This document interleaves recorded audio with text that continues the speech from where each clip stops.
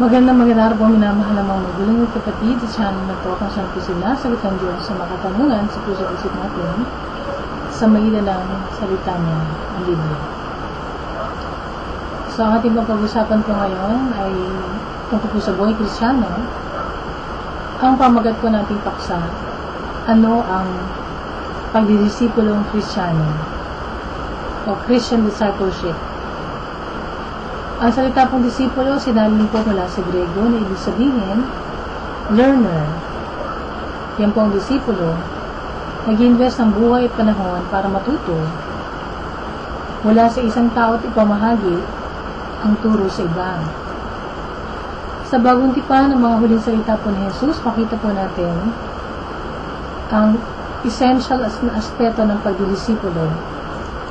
So, dito po binigay po niyang tinatawag po na The Great Commission, o yung pinapagawa ng Panginoon sa mga alagad po niya.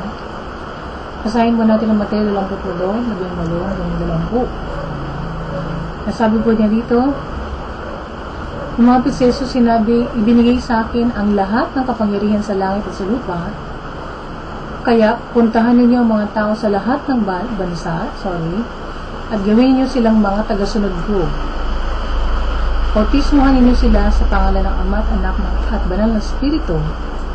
Turuan ninyo silang sumunod sa lahat ng inutos ko sa inyo. At tandaan ninyo, lagi ninyo akong kasama hanggang sa katapusan ng mundo. So, ang pinakautos po sa Great Commission na ito ay gumawa po tayo ng disipulo. Hindi lang tayo magkaroon ng mga converts. Ano po? Ang bunga po na hanapin po sa ministeryo po natin, no, mga disipulo. May tatlo pong parte ang pagdidisipulo. Una, kailangang handang gumawa ng ibang disipulo ang isang disipulo. Matapang na magturo, tapang po na nagturo ang mga unang tagasunod ni Jesus ng mensahe tungkol sa Panginoon. Madalas po naharap po sila sa matinding pag-uusig sa proseso. Sa mikling panahon po, maraming mga simbahan ang naitayo sa bandang Mediterranean. Pangalawa po, hinamon po ng mga disipulo ang mga tao na magpabautismo.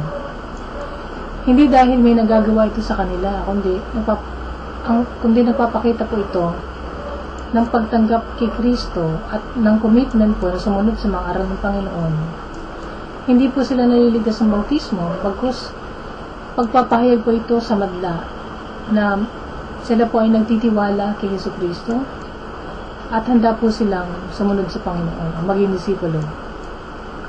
Pangatlo, ang disipulo po nagtuturo sa ibang tao ng tungkol sa daan ng Panginoon. Bagamat po hindi lahat po ay may kakayahang magturo, tinawag po tayong lahat ng mga mananampalataya sa Panginoon na ibahagi pong nalalaman natin tungkol sa Panginoon sa iba. Lumalago po sila sa pagkakilala nila sa Kanya. So, paano ba ginagawa noon ng pagdidisipulo ng mga alagad ng Panginoon? Makita po natin sa Gawa 2, pundan po natin doon. Talata 42. So, makita po natin dito ang halimbawa po ng unang church. Po, ng panahon ng Panginoon. Talata 42. Okay. So, naging masigasi sila sa pag-aaral ng mga tinuturo ng mga apostol, sa pagtitipon bilang magkakapatid, sa paghahati-hati ng tinapay, at pananalangin. Yun. So, yung ganun po nila ginagawa, yung pagdidisipulo nila. Okay. So, hindi po parang eskwelahan ng estilo ng pagdidisipulo nila, kundi holistic ang approach. Bumubuo ng magandang relasyon sa mga dinidisipulo, napapag-aralang magbigay sa gawain, manalangin, sumamba sa Diyos, at sa bawat aspeto po ng buhay po. Kasi po, ang pagiging Kristiyano po ay hindi po every Sunday, kundi ito po ay lifestyle po, 24/7. at pagiging alagad mo ng Panginoon. Kaya po, tayo po na pinag-aaralan natin sumunod sa Panginoon, hindi lang tuwing linggo, kundi bawat sandali ng buhay po natin. Sa pagpunta natin sa church, tayo po ay sumasamba, sa bahay din. Ganon din ang ginagawa natin, sumasamba tayo sa Panginoon, nananalangin tayo, ano po, kung meron tayong kinita, tinatabi po natin ang 10%, no? So, importante po rin ang impact ng unang iglesia sa komunidad.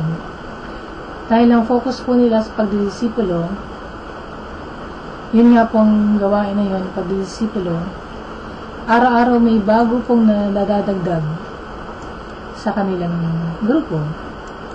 Ito ang pinakamabisang pag-abot po sa mga tao sa kapaligiran po natin, ang pagdidisipulo.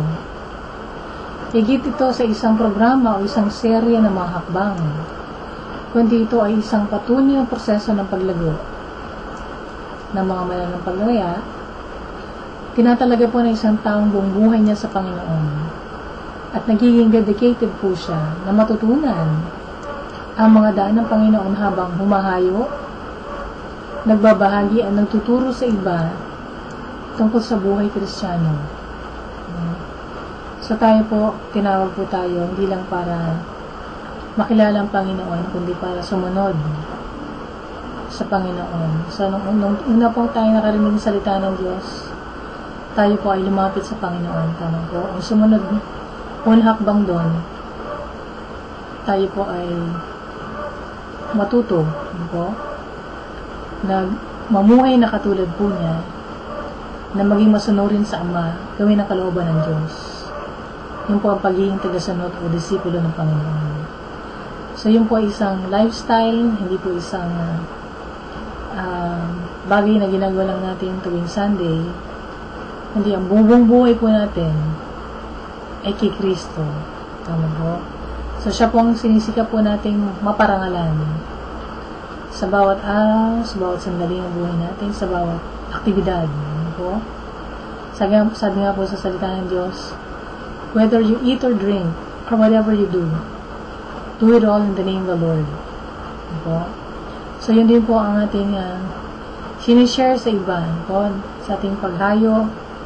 Hindi lang natin sila gustong makilala nila ang Panginoon, kundi maging tagasunod sila nating Panginoon. Disipulo. So yan po ang buhay Kristiyano, po, na gusto nating gawin. Tama po? So tayo po kay pagmahayo po tayo para dala ng mga kaluluwas sa Panginoon. Sinisika po natin din na ituro sa kanila kung ano po yung tinuro po ng Panginoon sa kanyang salita. So, ang ating pong dapat tinuturo ay hindi po yung doktrina ng simbahan, yung filosofiya ng mundo, o kaya tradisyon ng simbahan, o doktrina ng tao, kundi po salita ng Diyos ang ginagamit po natin. Ano po? So, sabi nga, salvation is free, but discipleship is costly. No? So, madali pong maligtas, tanggapin lang ang Panginoon, isukong buhay sa Panginoon. Pero hindi doon po nagtatapos po ang pagiging Kristiyano. Ang kasunod po noon yung pagiging disipulo natin, Panginoon. So, magbabago po ang buhay po natin. Ano po? Pabaguhin po unti-unti ng Panginoon habang tayo po ay lumalakad. Nakasabay ang Diyos, nahawak kamay ang Panginoon. No? Binabago po na tayo hanggang sa maging kamukha tayo po ng Panginoon Jesucristo sa buhay natin. Hindi lang po yung panlabas na ginagawa po niya, kundi yung personal na relasyon niya sa Diyos Ama. Ano po? So, ang gusto po ng Diyos sa atin, magkaroon po tayo ng tamang relasyon, isang close, ano po, at intimate na relasyon sa Diyos Ama. Ano po? So, ang pag-ipaglasyon po natin sa Diyos ay kanya-kanya po. So, kahit na salita po akong salita dito, pero kung ang puso napan po natin, ayaw, ano po? Kayo pong mga nakikinig, ayaw ninyong maging close sa Panginoon, ano po? So, wala pa akong magagawa doon, tama. Hindi ko kayo kayang ligtas, hindi rin nyo rin ako kayang ligtas. Kanya-kanya po tayong pagkikipagrelasyon sa Diyos. So, isang pananampalataya sa Diyos ay isang relasyon na kailangan po, inaalagaan po natin ang isang relasyon, tama po. Kagaya po ng kayo, kung kayo ay may asawa, meron kayong boyfriend, girlfriend, kailangan alagaan po yung relasyon na yan, para lalong gumanda, tama po. Ganyan din po sa Diyos. So, bawat sandali, nakikipag-usap tayo sa Diyos, pinapag-aralan po natin ang salita niya, ginagawa natin yung gusto po niya, tama po. At yun po ang nagiging daan po para kumilos ang Diyos sa buhay po natin sa magitan ng banal na Espiritu. At tayo po ay nahuhulma yung ating pag-uugali, tama po. Nasi-shape po tayo, namomold po tayo. Ang Diyos po ang manlililok po. O siya po yung potter. At tayo po ay sinishape po niya. Ganyan sa maging mabuo po yung kawangis ng kanyang bugtong anak sa atin. So, kung gusto po natin tayo po ay hindi lang maging convert, o mananampataya kay Jesus, kundi tayo po ay maging tagasunod po niya, sa buong buhay po natin. Ngayon po tayo po ay i-rededicate po natin ang buhay natin sa Panginoon. Kung kayo po ay nakatanggap na sa Panginoon, pero kayo po ay medyo nalihis o nawala kayo sa tamang landas po, ng paglakad na kasama ang Diyos. Ngayon po ang araw po na manumbalik tayo sa Panginoon. Dahil malapit na pong dumating ang Diyos, kailangan ready po tayo para sa pagdating po niya, hindi po tayo mahiya, kundi makasama tayo, doon po sa paghahari ng Panginoon. So, malapit na po dumating ang Panginoon, siyempre po, dadaan muna tayo sa maraming tinatawag po na, yung una ko pong sinare po dito, nakaraan, sa tribulation period, Pagkatapos ng tribulation period, dyan na po darating ang Panginoon na pisikal. Magkakatotoo na po yung pangako niya sa atin na darating siya kaagad, po. So, dyan po maghahari ang Panginoon. So, para tayo makasama dyan, po, kailangan po yung ayos po natin. Tama po natin ating puso sa Panginoon. Manumbalik tayo sa Diyos, magsisi tayo sa mga kasalanan po natin, at muli po paghariin natin ang Panginoon sa Kristo sa buhay natin. So, tayo po yung dumulog sa Diyos. Lord God, maraming salamat, Panginoon. Sa salita po ninyo na narinig ko ngayon na ang gusto po nyo, hindi lang po ako maging convert, kundi maging isang disipulo, Panginoon. Na ako po yung maging tagasunod nyo 24/7, hindi lang po tuwing linggo. Ako yung mamuhay ng isang Kristiyano na kayo po ang pinaparangalan sa bawat sandali, Panginoon. Lord, patawad po. Ako yung namumuhay ng hindi maayos sa inyong harapan. Ako yung gumagawa ng mga bagay na hindi kaaya-aya, Panginoon, sa inyong paningin. Patawad po, Diyos, sa lahat po na aking makasalanan. At Panginoong Jesus, binubuksan ko uli ang aking puso sa inyo. Kayo na po ang maghari, Panginoon, na magmaneho at magpatakbo na aking buhay.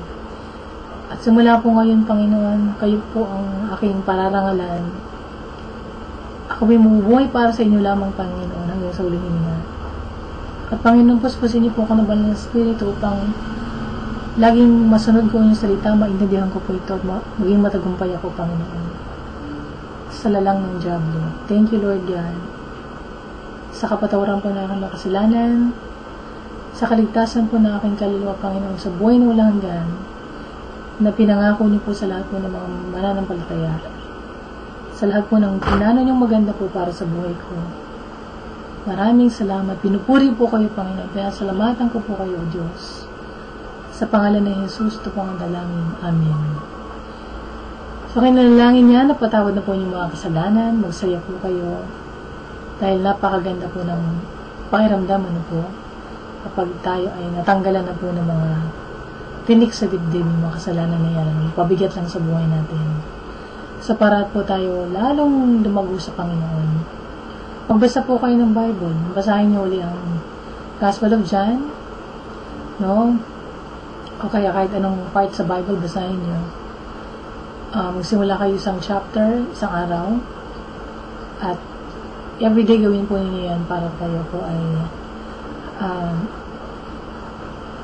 maging close sa Panginoon po. Marinig niyo palagi ang kanyang tinig. At sumunod po, maghanap po tayo ng church kung saan po ang salita ng Diyos ang purong pinapangaral. Hindi po doktrina ng tao, tradisyon ng simbahan. Kundi po 100%, walang bawas, walang dagdag, mula Genesis to Revelation, salita ng Diyos. At mga tao po ay malayang magbukas ng Bible. Hindi po ay binabawalan. At sumunod, maghanap tayo ng church kung saan po ang tinataas lang pangalan ng Panginoon Kristo. Hindi pangalan ng kung sino-sinong santo, hindi pangalan ni Mama Mary, hindi pangalan ng kung sino-sinong founder. Hindi rin pangalan ng sekta, kundi si Jesu Cristo lamang dahil siya lang ang daan patungo sa presensya ng Diyos. At sa muna po maghanap tayo ng church kung saan ang Espiritu Santo pong kumikilos sa kalagitnaan, tumutulong sa pagsamba at pinabagong buhay ng bawat ng pagdaya. So kung kayo po yung pagpala na ating video ngayon, pamalitan niyo pa, pagsabihin niyo po sa mga kakilala niyo, kapitbahay, na may sagutan niyo sa mga tanong po nila. Hindi na po na kailangang manood ng mga palabas sa internet o kaya sa TV na kunyari sinasagot ang tanong nila pero pinapaikot-ikot lang sila, no? Pinapabilib sila sa galing kunyari nung sumasagot pero ang pakay lang po pala ay dalhin sila sa panibagong sekta. Ano po? So dito po ang pakay ko lang po isa lang. Tapos kung paano ng Panginoon sa Kristo at dalhin po kayong lahat sa paanan ng Panginoon para maligtas. So, kung meron kayong mga dagdag ng tanong, mga question, feedback, suggestion, comment, lagyan nyo lang po dyan sa baba kung mag-email kayo o mag-text kayo, pwede rin. O kayo mag-tweet kayo sa akin, pwede rin po.